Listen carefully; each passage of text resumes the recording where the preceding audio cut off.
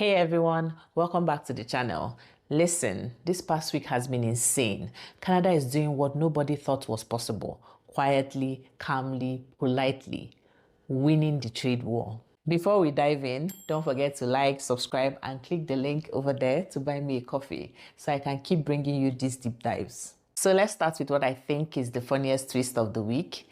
Sour Puss is closing operations in the US and moving production to Canada. Yes, you heard that right. Canada just scooped up those jobs like it's Black Friday. We have been doing business in Canada for decades. Sour Puss is our leading brand. We also sell Kimura coffee liqueur. We also sell Tomatin Scotch and Phillips Butter Ripple.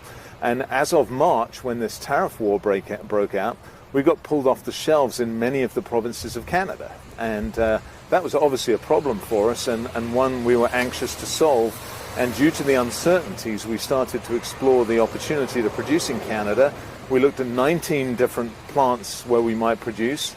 We ended up narrowing it down to 3 and ultimately chose Station 22 in Montreal to produce our products for the Canadian market. And today is the startup day. They're producing Butter Ripple as I speak. They're going to produce Sour Puss later in the day. And we're excited to be produced in Canada for this marketplace. And let's be honest here, Canada crushed America's alcohol industry long before this. Most provinces in Canada don't even sell US alcohol anymore because of the ongoing trade war. So the US alcohol industry was already bleeding from both sides. Canadian shelves are fully stocked with Canadian, European, and Asian alcohol. Meanwhile, US brands can't even get space in their biggest neighboring markets. Vast majority, about 98%, is sold in Canada. And so, you know, in many ways, we think of it as being a Canadian brand. And so all the more reason we should produce it in Canada.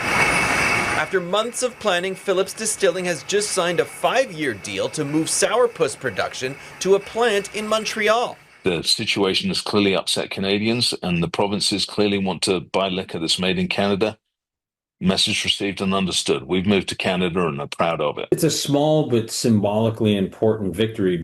And here's the punchline. 98% of Sour Puss' entire market is in Canada. 98%. So why would they stay in the US, pay higher costs, deal with tariffs, and ship to a country that has already blocked half of their industry? It makes zero business sense. Moving production to Canada is basically Sour Puss saying, look, let's stop pretending. Canada is our real home. It feels like every time Trump says America first, another company says, actually, Canada looks better. We need Greenland for national security and international security. I think we'll go as far as we have to go. We need Greenland, and the world needs us to have Greenland, including Denmark. Denmark has to have us have Greenland. Trump says he wants to buy us like we were a common prostitute. I'm sorry to say that, but I got so angry. I think it's so disrespectful to the Inuit people of Greenland to be treating us this way, to walk in like we are uneducated, unknowing people who are primitive and would fall for whatever flash they were supposed to come with. They said it bluntly, why they're interested in Greenland, like critical mineral resources and also trading routes that are emerging due to climate change. So Greenland is smack in the middle of it. So it's a very geostrategic position for business, but also security. Canada will open a new consulate in Greenland this week. Greenland is described as an autonomous territory of Denmark, and like Canada, Donald Trump has talked about wanting to annex the huge Arctic island and its 58,000 people. Foreign Affairs Minister Anita Anand will open the diplomatic post on Thursday in Greenland's capital city, Nuuk. Her office hasn't said how many Canadian staff will work there, and the name of the consul general is expected to be announced later on. Anand will be the first high-level Canadian minister to visit Greenland in years. When we open a consulate in Greenland, we are expanding Canada's diplomatic footprint in another Arctic region. I've had numerous conversations with other foreign ministers of Arctic countries, and we all agree that now is the time to ensure that our collective will and footprint is placed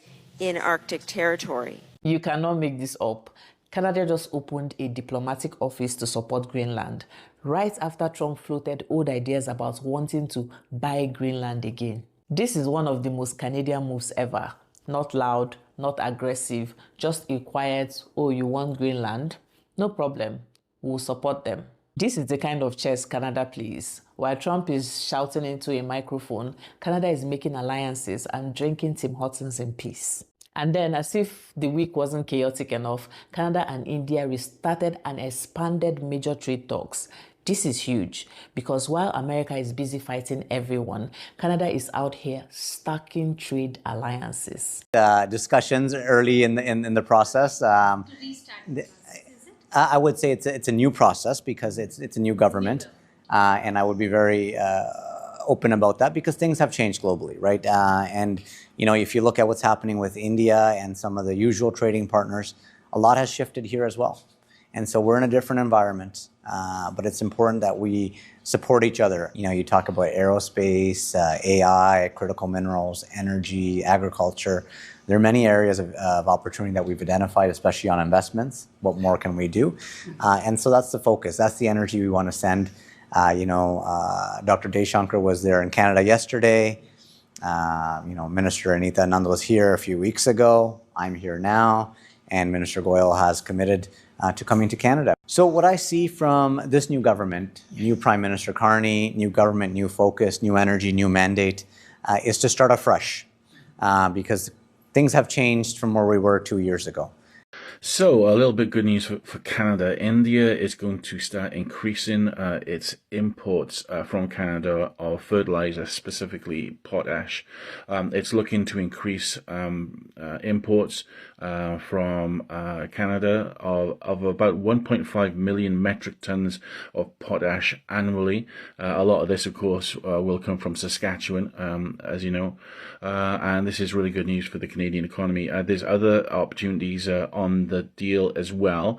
It looks like lentils and soybeans are also going to start to be shipped to India from Canada as well. And so the source for this is Real Agriculture. Asia, Europe, India, Greenland Corporation, the Nordics, Latin America.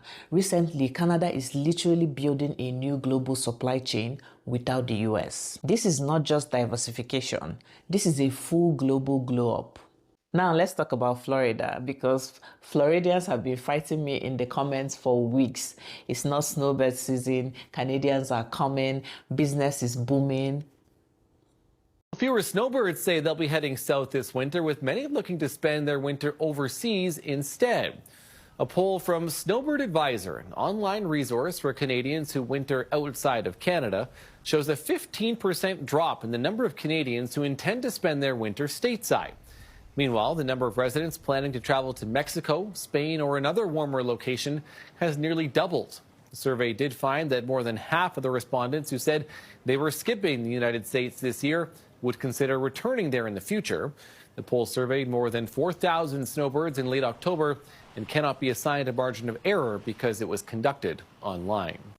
Well, this past week, Florida news outlets and local businesses finally admitted it. Canadian snowbirds are not coming. Bookings are down, condos are empty, and even restaurants are complaining about the mystery drop. Spoiler alert, it's not a mystery. When Canada says we are not coming, they mean it. While the US is still arguing about tariffs and border taxes, Canada is expanding deeper into Asia. New investments, new trade corridors, new export contracts. Asia is becoming the new playground for Canadian businesses. And today, we're facing another hinge moment in history.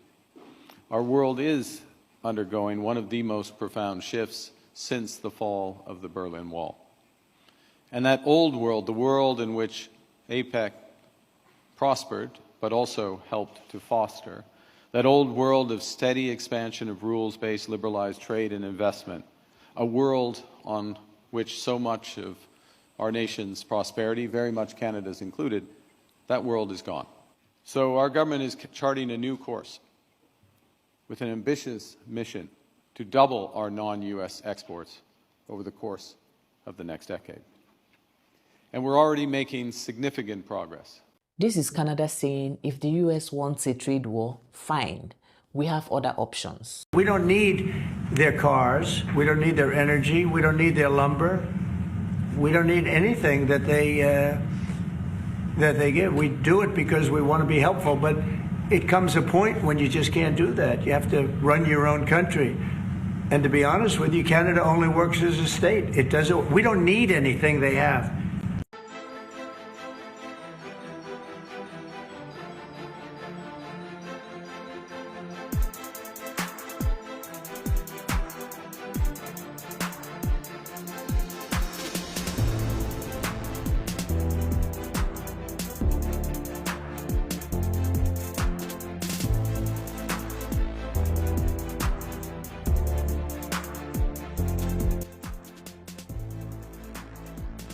And the final blow this past week, Canada is diverting lumber exports away from the US. Yes, the country that built American homes is now selling its lumber elsewhere, Asia, Europe, and the Middle East. Everybody is getting Canadian lumber, except the US. The US started the lumber war. Canada ended it by simply walking away. Try building affordable homes now. This past week proved one thing. Canada isn't just surviving the trade war. Canada is winning it. Jobs coming north, companies relocating, Asia deals expanding, India back at the table, Greenland partnerships, lumber diverted, and Florida finally crying about empty hotels. If this is what the next few months look like, Canada might actually come out of this as one of the biggest winners on the world stage. Don't forget to like, subscribe, and hit that Buy Me a Coffee link so I can keep bringing you these wild global updates. So YouTube thinks you will like this video over there. Thank you so much for watching. See you in the next one. Au revoir.